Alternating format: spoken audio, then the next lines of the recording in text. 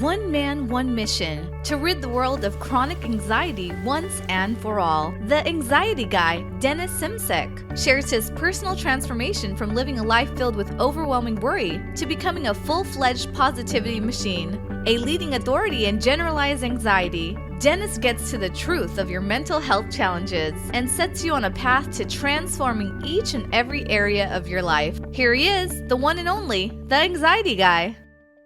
Warriors, I welcome you to episode number 307. I'm Dennis Simsek, the Anxiety Guy. Welcome to this podcast episode. My friends, before I get into this important podcast episode, let me remind you that the Health Anxiety Program is now available at theanxietyguy.com under Health Anxiety. 12 Weeks to Freedom from Health Anxiety begins today at theanxietyguy.com. And in today's podcast episode, my friends, we're going to go deep because there's a lot of people out there, you possibly included, that are putting in the effort.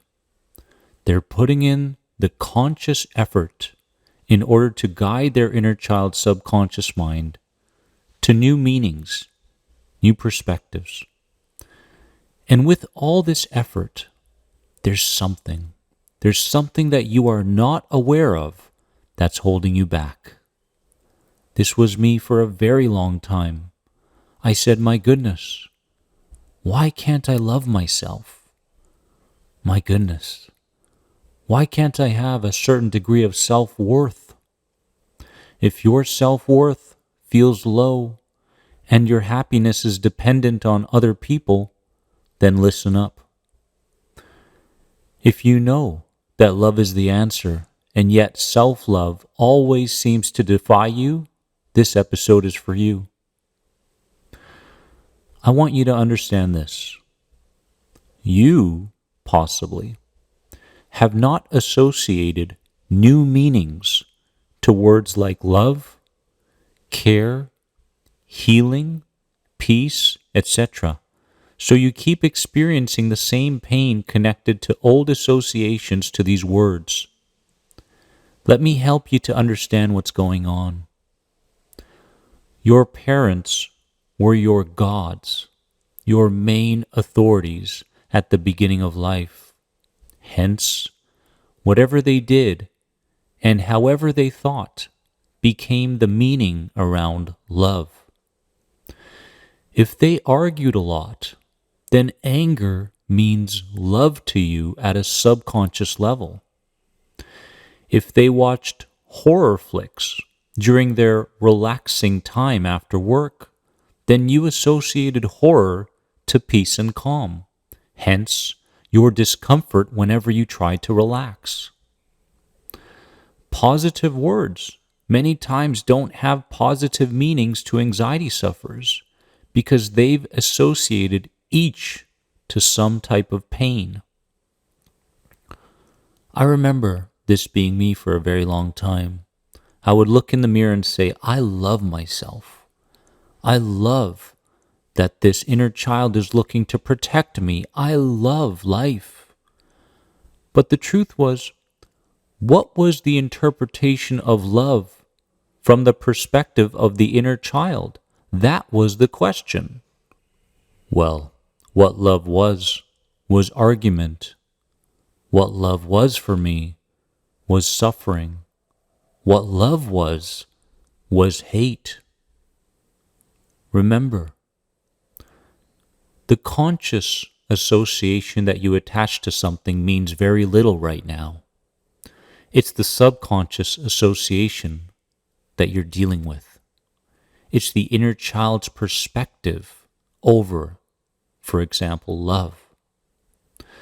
So if you're in the mirror saying, I love myself, but your interpretation of love at a subconscious level is suffering and hatred, then that's what you're going to find.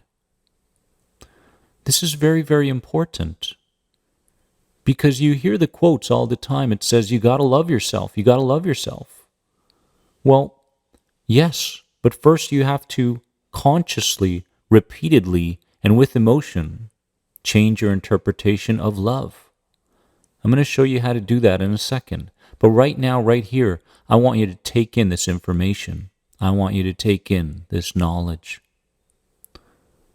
You've been tricking yourself for far too long. I know what you want. I know what you want to believe in. I know the direction you want to go in your life. I know these things. But there are blocks coming from the inner child. There are reasons for those blocks. The inner child is afraid of change, afraid of the unfamiliar, afraid to become someone else, because you tried that before and you were let down. You were overwhelmed. You were running. You were fighting. You were freezing. So this inner child has every reason to pull you back into a world that's familiar, called fear. It has every reason to do so. But let me ask you a question. Are you beginning to work with this inner child more closely? Are you finding that your relationship with the subconscious mind and body is changing? Can you be compassionate towards yourself when you experience anxiety symptoms because they are seeped within protection?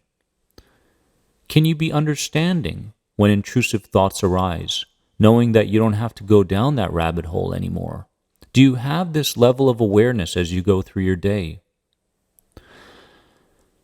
Let's get into what you need to do in order to start changing your associations at a deep, deep level. You need to become more absorbed and bring in more feeling behind your change work. Because it's the emotional connection that changes the meaning of a word and experience. So the greater the connection to your affirmations, your meditations, your reframing practices, your responding skill sets in the moment, the faster the inner child will be convinced of a new association to these words. It's all about feeling, and it's all about absorption. Many times we get stuck in our heads because that's a defense mechanism. Boy, this inner child really, really wants to keep us in a familiar place. Stay in your head. Don't go to your heart. Don't do anything intuitively. Make sure you overthink everything, because within overthinking there is protection. There is standing guard. There is preparing for the worst. Once we understand this language, we don't have to go down that rabbit hole again. We can work with the subconscious. We are afraid to feel something new because the formula the inner child uses is familiarity equals safety, not unfamiliarity equals safety. Hence, we find ourselves running the same behaviors and the same programs when we are not conscious of what's taking place.